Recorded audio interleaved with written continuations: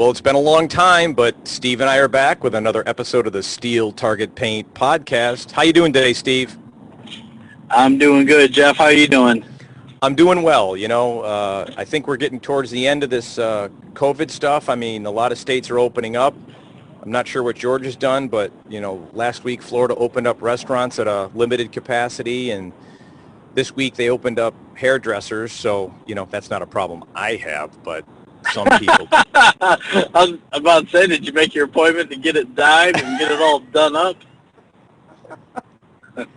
Yes, having a chrome dome has its advantages. So, well, it's been interesting because Georgia actually made national news for leading the pack and being assertive on opening the state back up. And boy, our poor governor, he got a lot of flack about opening up tattoo parlors and bowling alleys and hair salons and that type of thing. But I told people back at the time, it's either going to be one of the worst decisions ever made by a government official, or it's a true sign of leadership, and everybody's going to follow suit. So as of now, it seems to be the latter of the two. Seems like he was more progressive in getting the economy back started, and I know he took a lot of flack for it, but I commend the guy because, I'm in a position where I need to make decisions on a daily basis that are easy to be scrutinized, and I've got to, whether it's the right or wrong decision, I respect that he stepped out there and made a decision. Yeah. It's a tough call, I mean, people's health is definitely paramount, but we've got to get the economy moving again. I'd made a comment to a friend that, it's great that they're opening the restaurants, but how many people now have expendable cash to go to the restaurant because they've been out of work, and they may have got a stimulus check or been lucky enough to get some unemployment. Well, I think it's kind of interesting based on the business that I'm in, is that we're having a tough time bringing people back to work because people are now making more on unemployment than they were prior to unemployment. In the state of Georgia, I think it's $335 is what unemployment is on a weekly basis, and this quote-unquote stimulus money threw an additional $600 on top of it. So I'm not sure if it goes through July or somewhere around there, but essentially what's happening is that people are making close to $50,000 a year, and if they're making $35,000 or $40,000, they're making more money to sit at home than they are to go to work. And certainly as you make more money, that's not true, but the situation that we're in, it's a tough one. It's tough getting people back to work. Absolutely. Well, I hope everybody listening with this is being safe and being smart. We started matches back up at the WAC last week, shooting some USPSA on Tuesdays and Fridays, and of course we're keeping everybody. We limited our squad sizes to 10 to try to stay within the guidelines, and telling everybody to stay home if you don't feel good. And so far we've been fortunate. We've been able to have some matches, and people are itching to get back out. I've been there, and then we've had to turn people away because we've got a hard limit on squad sizes for just that reason. Of trying to keep the limit to 10. We've got our steel matches coming up this Saturday, and normally the match director, Dean, won't turn anybody away. You want to come shoot, even if you didn't get signed up a practice score, we'll find a squad, we'll let you shoot. But that's not going to happen this weekend. The squad sizes are limited to 10, and that's just it. Are they starting matches back up in Georgia? Well, that's a great question. I haven't found one that's within a couple hours that have opened up in terms of Steel Challenge. It's been pockets of USPSA. So 2 weeks ago, a handful of Steel Target Paint folks, including Larry and Matt and Chris and myself, went up to Dead Zero, which is in Spencer, Tennessee, outside of Chattanooga. Andy Brown's the range match director, and he just took that over here recently. And it was a fantastic, but boy, you could tell a lot of people haven't either been practicing or they're out of match shape. And so my daughter and I plan to go up to Chattanooga this weekend, which is 3 hours and 20 minutes from my house one way. I think it's Chattanooga Practical Shooters Association, something like that, has a match up there with John Impey and that crew. So we're gonna head back up and shoot that match. Where it is, our local gun club's probably not gonna open up for matches until sometime in July. And as you know, there's a couple of state steel matches coming up in addition to your match. Yep. I think that's July 16th, 17th, 18th, somewhere in there. Yeah, our ours are 17th, and then the competitors are 18 and 19. 18th and 19th. I just booked my hotel today, so I'm looking forward to that match as always. But as of right now, the first major match to open this thing back up, of course, we had the Georgia State match first week in March. Somehow we got that in before, life as we know it has changed. But Area 5 is still on the books. I got my email from Steve Wright the other day. Looking forward to see Jan and that group up there. So that's going to be, I don't know, it's the second weekend, maybe the third weekend in June. So I'm monitoring that situation. So made the arrangements to go up there, but I think they're going to be the first one that's going to open up. So we'll see how that goes. And as of right now, there's a lot of people. I was talking to Kurt the other day. Him and his wife are planning on making the flight to come to Indiana to shoot a real match. So yeah, there's going to be a lot of folks that are going to make the drive or travel to get a major match in. So hopefully that stays the course. Well, like I said, I think people are itching to get back out there, especially the shooters, and everybody. People who are playing pickup basketball at rec centers and soccer and all the other intramural sports that we all certain people play, softball, baseball. I think everybody's itching to get back out there, and it's going to take time. But you said something that I'd like to touch on in this podcast, and that is getting back to match readiness. If you haven't shot since I haven't shot a match since the Georgia match. So that was first weekend in March, and here we are, close to we're in the second week of May. So that's 2.5 months. That's a long time. And I think people need to set some expectations when they get back to their first match, that they're not going to be possibly where they were, and what they can do to have the best match possible at that time. And that's the goal, is you're not going to throw out your best match after being gone for 2.5 months, but you need to throw the best match possible at that time. So what would you say is probably one of your biggest recommendations?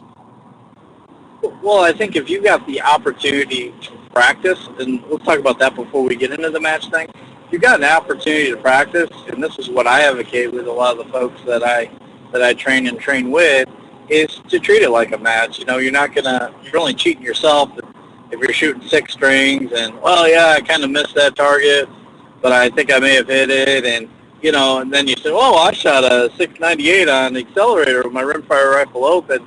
Well, get out a piece of paper and track your times and keep you honest as you're shooting a match, because that type of discipline will help you if you have a stretch like what we've gone through. What did we miss? We missed the South Carolina State Steel match.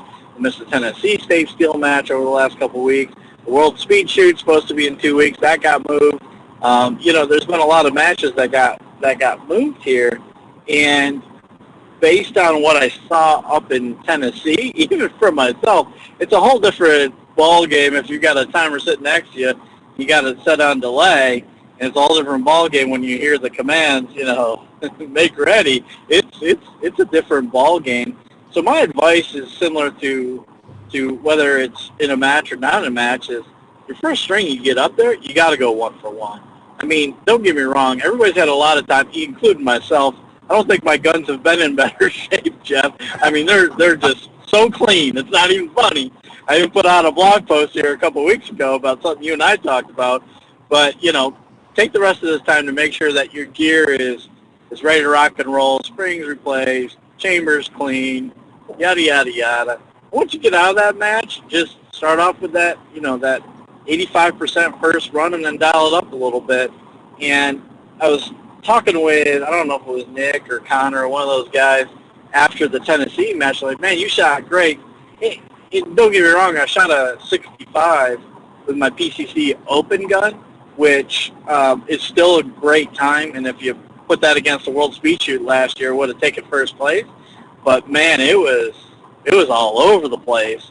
And what I finally did is I settled down and just got my 1-for-1. I didn't have what Shannon Smith calls, the juice got me a little bit. Yep. It's because I know how fast and how well that I can shoot, and I was just dialing it up too much. And typically, one of the things that I like to share with people, when I'm shooting pretty well, it was an 8-stage match.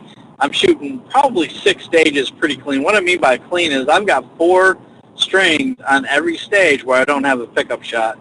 Certainly if I get 4 good ones, then I'll go after a 5th. If I get it, I get it. If I don't, I don't.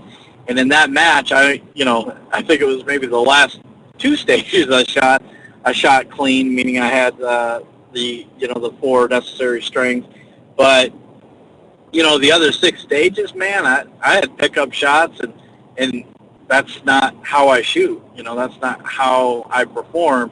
And so that's what I'm going to do coming up into this weekend is take my own advice, do a little 1-for-1, dial it up, and if I have a pickup shot, just dial it back and get a couple of clean strings, go in the next stage and build a moment. Because just because you've been sitting at home and thinking about things and getting your guns clean and yada yada yada, doesn't mean that you're going to have your best stuff when you go to that first match. So that's my advice to people that are getting out there. Well, you made a point, and it's something that I've seen when I've trained people is, you get up there and you're doing practice runs and working on things, and you say, okay, shoot the stage, and they shoot. Let's just, for sake of argument, they shoot Smoke and Hope in 1.8. Doesn't matter, rimfire gun. But let's just say they shoot at 1.8, and they're really psyched. And you say, okay, great. Now we're going to shoot it like a match. Load 5 mags, and we're going to go through the same commands. Let me know if you want to hear your times, and we're going to record it in the pad. And, of course, I've got the AMG Labs timer, so it's very easy to do that. And invariably, it's not even a match. It's still practice, but you're shooting it under match conditions, and people tighten up. And it's a really good point that if you're ever at practice, do that for yourself. Do some practice, work on your draws, work on your transitions, do all that, and take the last 5 strings and put yourself under the timer in match conditions. And if you're still performing, that's great, and you're spot on and you're ready to go. If you're not, that's when like you say, that juice is getting to you. You're taking it seriously, and you're letting your mind get in the way of your abilities. And Jeff, I think there's also another opportunity that's unique this year compared to other years. It's because really, for a lot of us, especially in the Southeast, the major match season goes through the end of November. I think this past year was the Florida State match. Usually it's either Florida or the Alabama State, somewhere in there. And then we kick back up again in now it's March. It used to be February at the Georgia State Steel Challenge match. Yep. So there's only a couple months there, and there's family time over Thanksgiving, and then family time at Christmas, and family time in New Year's. But and so even I need some time to decompress, to make sure that I take some time off to reset. But the good part about what we've got going on now is that you can tinker a little bit. And I'm not advocating, and I talked a little bit about it here a couple of weeks ago, but I'm not advocating that you change a whole bunch of stuff, because it really is like your 9th or 10th grade chemistry class. You only want to change one thing at a time. But this has given me an opportunity to try different things in practice to see, hey, if I change this technique, or if I change that small technique, if I change this hand position, if I change that hand position, or if I change my stance on the stage, is it better or is it worse, without the threat of, in the panic, to make sure that I've given it diligence before I roll it out at a match. So for me, I've changed a couple things over the last, 6, 7, 8 weeks that I think is going to help me become faster or better. So I think we do have that unique opportunity. Again, I I say that with caution because there's a handful of folks that I know that are listening that have a tendency to, hey, let me change a whole bunch of stuff. Well, let me, here, Steve and blah, blah, blah, shoot to JP. Let me ditch my lead star and try this JP with this ammo and this configuration, this PNR ammo that Steve's shooting in this configuration. Some of that's an okay thing, but all that's in moderation. Oh, we lost you a little there, Steve. That's all right. I'm going under a bridge. There we go. But all that stuff's in good. All that stuff's in moderation. You know what I'm trying to say? Absolutely, absolutely. Well, if in what you're talking about, go with that 85%, go one for one. That's always kind of been my rule. It's how I practice. I think the other thing to remember is, and it's something I always espouse, is you got to grip that gun. No matter what gun you're using, you got to grip that gun, and you got to grip it hard. And whether it's a rifle, that's got to be cinched into your shoulder. If it's a pistol, you've got to have that good grip, good extension. If you're using a standard grip, if you're using the opposable grip, you got to have a good grip on the gun, because the whole goal is to minimize the muzzle flip. And so that dot or those sights are back on target as fast as possible, and there when you expect it to be. So when you transition over to that next target, you've got it. So there's 2 tips from Steve and I. So there was a little bit of a, I don't want to say controversy. It was a question brought out on Facebook, and let's just touch on that a little bit. And that was, can you shoot a non-optical gun in an optical division? Did you see that post? Oh, I did. I got myself all involved in it too. I have to admit, I was a lurker. I saw it, and I just said, I'm just going to let this play out and read the comments. Well, I paid Zach Jones because I was lazy and I didn't want to get out the rule book and all that stuff. And, because I've seen it happen on several occasions where somebody will shoot a rimfire rifle iron gun and a rimfire rifle open division, which is certainly, it appears to be different than shooting an iron sight pistol in carry optics, which I didn't know. I think that there's probably a reason why they don't allow that, and the rules specifically state you have to have an optic on your gun. I wonder if we can get Foley on, or Jake, or Zach, or somebody to see if they'll divulge, or maybe we just send them an email and we'll read their email on the air, of why that rule is the way that it is. Because, from an iron sight revolver to an optical sight revolver, that's how I got my Club 13. I was like, man, is my Club 13 status in jeopardy? Because I didn't have an optic on my revolver.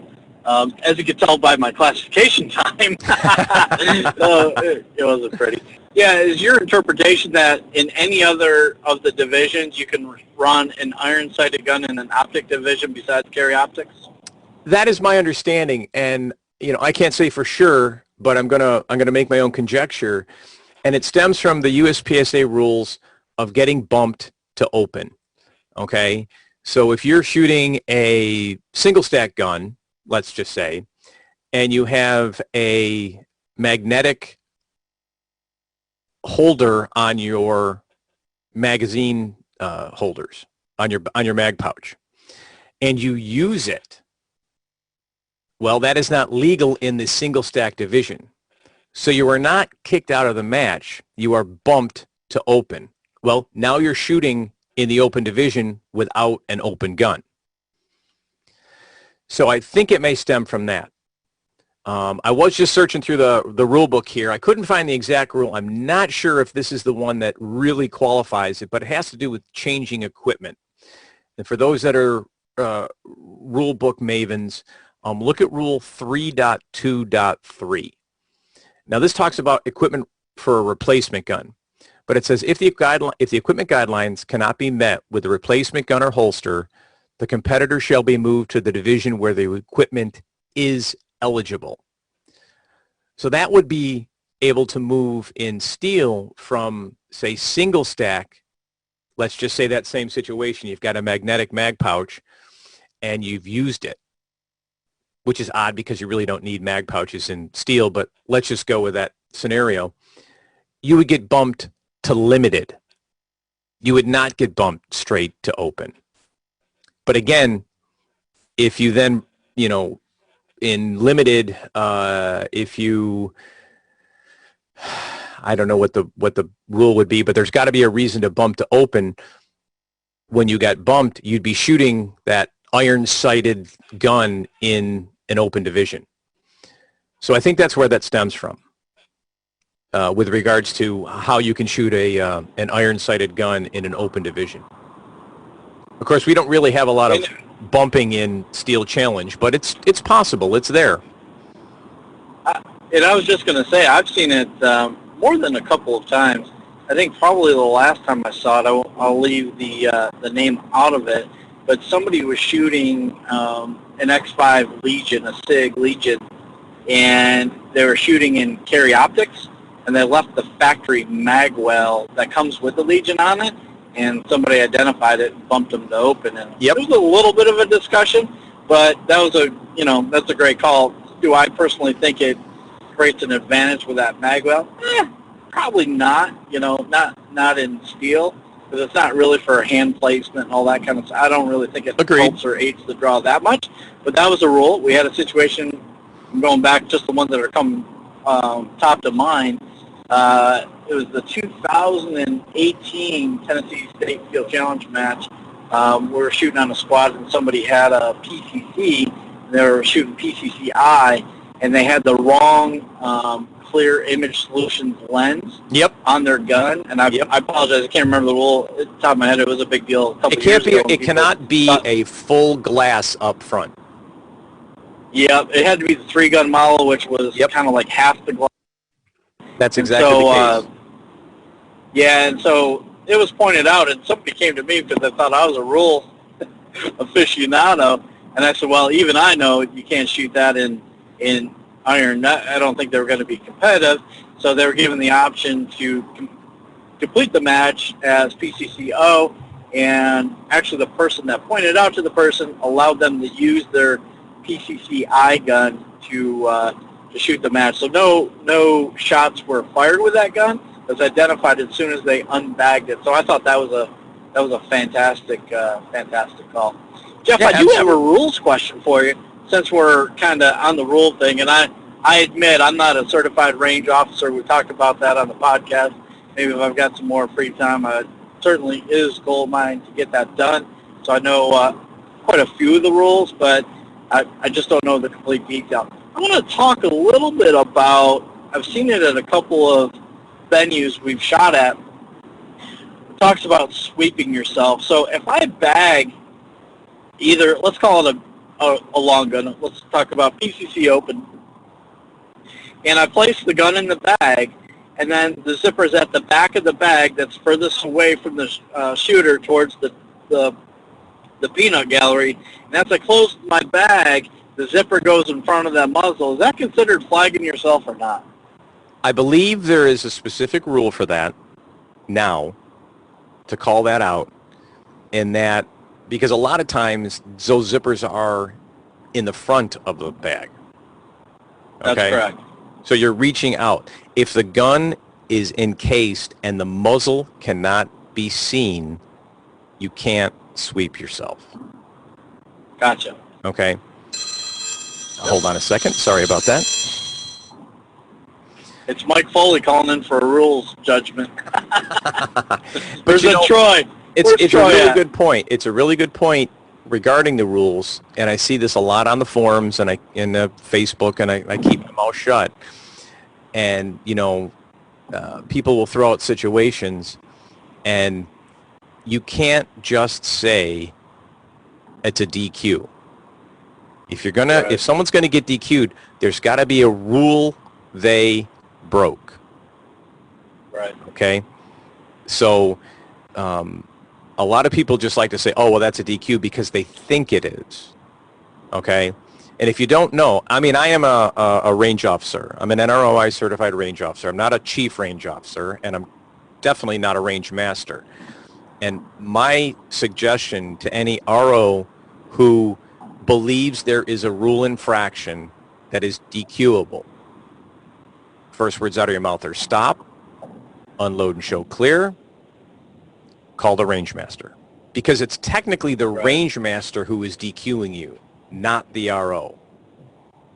And that way, the range master should know the rules or have access to a rule book directly. Because let's face it, most of us, I've read the rule book, I've taken the class, but I don't know all the rules.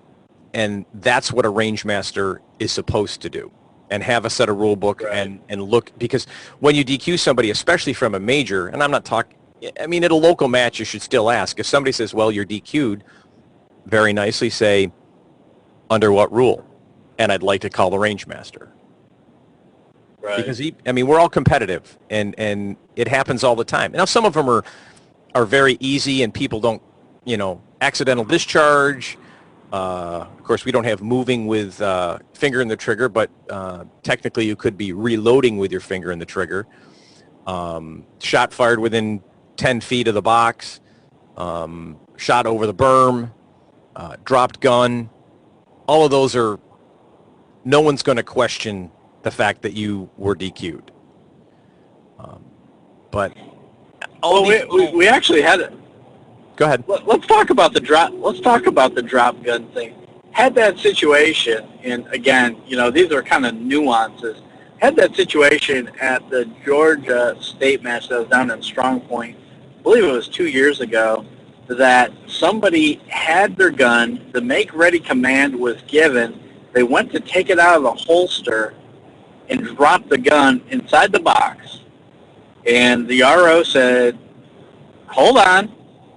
The RO grabbed the gun, gave it back to, made sure that the gun was clear, gave it back to the person, no DQ, no infraction, and moved down the road. Was that the right call, Jeff? If the make ready command was given, it was the incorrect call. Gotcha.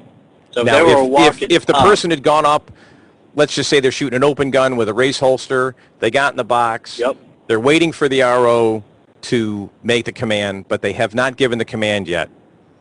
The gun gets bumped, and because you forgot to put the lock on, and it falls out. Right. If you back away, the RO does the exact same procedure. You're still in the match. Gotcha. Now, but if the competitor touches the gun, it's a wrap. That's correct. That's correct. Gotcha. And maybe it's been a couple of years. Yeah. It's been a couple of years, so maybe that was the situation. That may have been. I am the unfortunate recipient of a local match DQ in a USPSA match where that exactly happened. Whether I forgot to put the lock on or the lock came off, and it's probably I forgot to put the lock on. Make ready, and I reached to get a mag out, and when I reached for the gun, I didn't have a solid grip on the gun, and it fell out because I was expecting it to be locked, something like that. Anyway, long story short, I dropped the gun. The gun fell out of my race holster, and it was stop. Make sure the gun is clear. Here's your gun and your walking papers. Right. And I think, the other thing that this conversation brings up to me, for a lot of our listeners are, they may be in the same situation that I am. They're not a certified range officer, but a lot of us are called to duty because we do shoot a lot at local matches, and we do assume the range officer responsibility. Yep. So what I would say is the number one thing, especially at a local match, is always make sure safety is first. Absolutely. Who cares about all the other stuff? We screw up a call here or there or whatever, a hit, not hit. That, at the end of the day, who really cares? Nobody does. I don't really care. It's all about making sure that we all know that if the gun is pointed in a safe direction, nobody's going to get hurt, right? Absolutely. And to make sure gun handling 101 is your utmost number one responsibility and priority if you're asked to step in, if you're not a certified range officer. So that's what I think about anytime somebody hands me a tire. Hey, Steve, could you run this group? Or, hey, would you mind taking the point? It's gun handling 101. Make sure that all weapons are bagged or cased or holstered until the time they get up to the line, and to make sure that even when they're reloading or changing mags or what have you, that the gun is pointed in a safe direction. A soft reminder, even if they get remotely close to a 180, whether that's up, down, side to side, at their feet, because I've had a couple of folks that drop the muzzle quite a bit. It's just, hey, just watch your muzzle as you reload. We're having a good time, and we're going to continue to have a good time.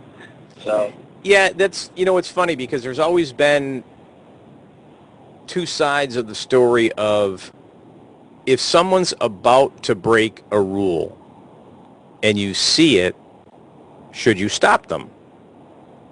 It doesn't happen so much in Steel Challenge, but specifically in USPSA, sure, where maybe somebody is finishing at, for sake of argument, at about 170 degrees. Okay, they've had almost a cross shot across the base shot. And as an RO, you see them, after finishing the stage, you see them continue to move the gun towards the 180. Should you say stop? Should you actually push their arm? Should you give them an extra command like face down range, unload and show clear? And like I said, there's, the purists and by the rules, none of those are commands. None of that is the responsibility of the RO. But you also, why would you knowingly let someone break a safety rule that could put others in harm? So it's a tough call. Well, let me ask you this, Jeff, and again, you and I have talked about it before. I don't shoot a lot of USPSA. I think I'm going to start shooting a little bit to maybe see if the mini rifle thing's something for me here in a couple of years. But can you, as a competitor, because the 180 degree thing in USPSA is actually a bigger deal than I think a lot of people that don't shoot USPSA realize. And what I mean by that is there's a lot of people that set up stages where you'll be shooting targets at probably 175 degrees. That happens, right? Yep, absolutely. Is it okay to ask the RO if you shoot that target from this position, is that breaking the 180 or not? Can you ask that? Well, I'm sure you can ask it, but is the RO obligated to tell you if it is or if it isn't before you shoot? That's a good question. And, from my heart, I would say yes. But sure, I can't state a rule or something in the book that says they're obligated. Gotcha. USPSA, you're doing a walkthrough. That's something, I have shot stages where there was a clear opportunity, if you weren't careful, to break the 180. And if you go up and you say, well, if I shoot from this position, am I going to break the 180? Well, the answer is, quite frankly, it's irrelevant because it's not where you stand, it's where the gun goes. I can break the 180 if I'm running down range and I put the gun down and point the barrel behind me.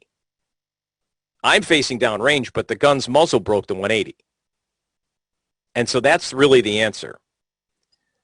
It doesn't matter where you stand, it's where the gun is positioned. Sure, understood. Breaking the 180. But it's a good question. I think we tend to do something at the WAC where we will have these cross bay shots in some of our bays, and we try to set them up where, the fault line is behind the 180 from where you would engage the target. So unless you're shooting outside the fault line, you're not going to break the 180. But that's not a requirement. I mean, I've seen, you can go on YouTube and find some stages where, targets are wide open and people run by them, forget them, and then turn the gun backwards and shoot them. And they're not only breaking the 180, but they're shooting while breaking the 180. Yeah, understood. And the reason why I asked that is I haven't, again, shot a lot of USPSA. I did shoot the Georgia match back in 2012, so it's been quite a few years. And the RO at the time, I think they ended up actually throwing the stage out. They DQ'd, I think, 8 people. But even the squad that I was on, there was, some master and maybe one GM, but there was a lot of average guys like myself there. And I asked the question, and the RO refused to respond. So I don't know if he didn't know or didn't want to be held accountable. But it was pretty dicey. It was pretty dicey. Again, I'm sure there's something in the rules that talk about that. You know, at a major match for USPSA, there tends to be a stage briefing, and you can ask things about the briefing. With regards to, if there's mandatory reloads, if you don't understand what that means, and they can explain that from a position of shooting the stage.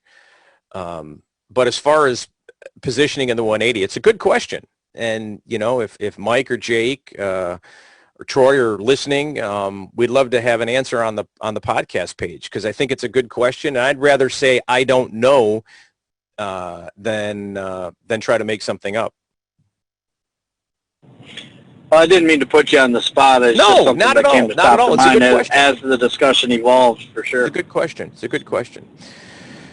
So let's see what else has been going on in the world with regards to shooting. It's been so light. I know a couple of matches actually started a couple of weeks ago, and like I said, we started shooting.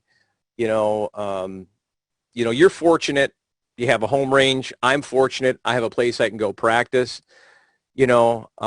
For those that are done cleaning your guns but haven't had a practice, take them out, make sure they're clear, double, triple check that they're clear. And, maybe just do some simple, feel that gun again in your hand. Do some simple, if you're even a rimfire or a PCC, PCC, get that gun shouldered and do some draw motions and in your house. I found that light switches are great things to aim at, because they're right at about where you want to be. They're not quite 5 foot high, but they're good things to aim at.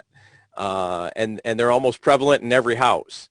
Of course, you can set up a paper plate and set it up 5 feet, or if you're fortunate enough to have bought some of the Go Fast, Don't Suck target stickers, you could set some of those up. But grab that gun beforehand. And, specifically, like I said, I've been fortunate. You've been fortunate. I've been able to shoot through this whole time. Not a match, but practice. So, I've been able to continue to draw my gun, and both in center fire and rim fire. And I know I'm nowhere near, because, again, that practice mentality is a lot different than match mentality, even at a local match. And you've pointed out that many times. Well, the other thing that my mind does drift a little bit, Jeff, I shouldn't even tell you this. I was looking at a 327 revolver today. I don't know what's wrong with me. Now, what model is that? It's a Smith & Wesson 327. It's an 8-shot. It's a smaller frame, 357, 38. So my man Corey Ash up in Pennsylvania, he's a grandmaster. That's what he shoots. He shoots the Jerry Michalik version. But I was thinking, man, hey, if Corey shoots that, he's pretty good with it. Maybe if I got a smaller revolver, I'll be better. So I'm trying to get these in. If I talk about them, I get these impure thoughts out of my mind. I just need to focus on what I'm trying to focus on. Well, if you decide to do that, I happen to know that you have a 929, and I have a home for it to go to, because I wouldn't mind having a backup. I shoot a 929, and I'm very comfortable with it. And I wouldn't mind having a backup for it. So if you end up going with that, I want first rights of refusal on that 929 if you decide to move that one. All right, consider it done. Consider it done. Man, I've been looking at open guns. Just ordered another JP. I think I got a problem. I really do. I think I got a problem, Jeff. How many JPs do you have? Let's share with share with the fan base. What are you? I can take a my guess. Freaking wife? I can. Does she listen? Teresa, turn off the podcast right now. Sometimes. I don't know. I'll just tell you I'm going to guess. Okay, I know you have a 13.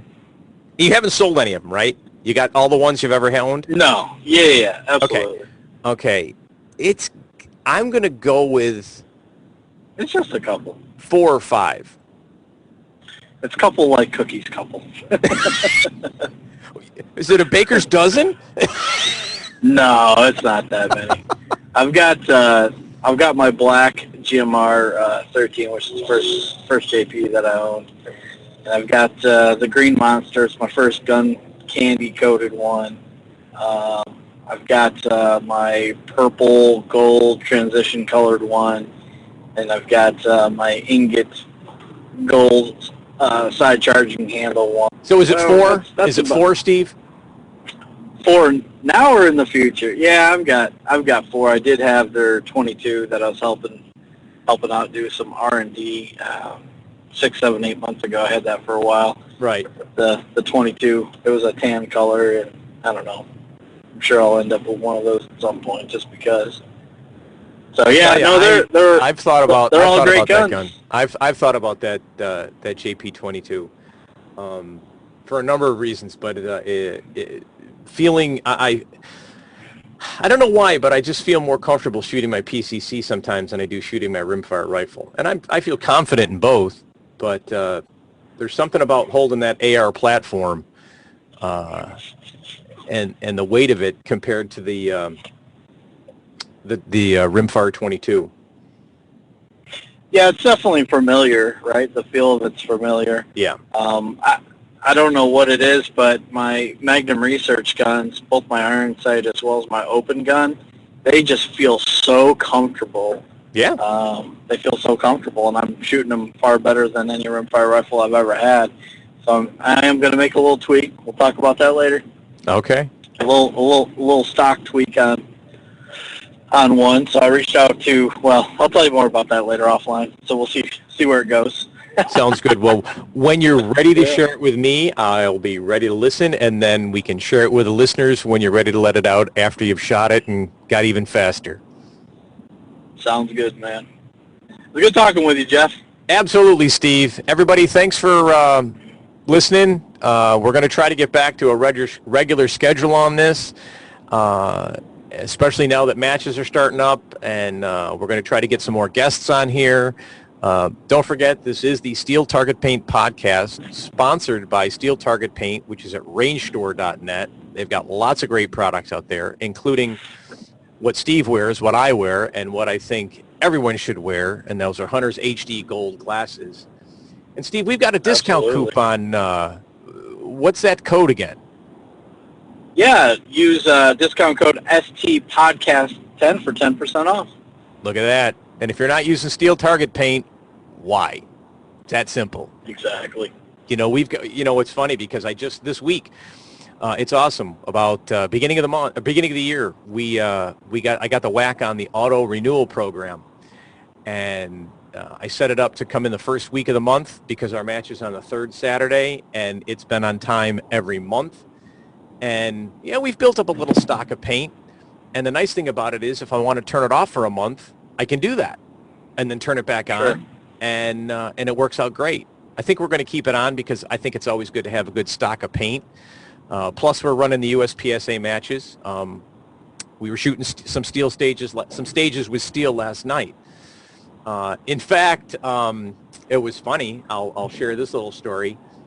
4 large plates at about 15 yards, and I came off and I heard 4 dings and kept moving, and I left one standing because I edged it. Being a steel challenge shooter, I hear a ding, that's all I need. So I have to fix that for my USPSA shooting and try to make sure I've verified that the steel's gone down, because steel must fall to score. Hey, since we're in story time, I saw something that I don't think I ever have seen maybe once before, but we were up in Chattanooga. Chris Barrett was shooting, I think it was his PCC. He shot plate 4 on Smoke and Hope, hit it solid on the edge, and the deflection actually hit plate 3 dead center. It was awesome. Way. Yeah, oh, yeah. I said, did anybody get that on video? No, nobody did.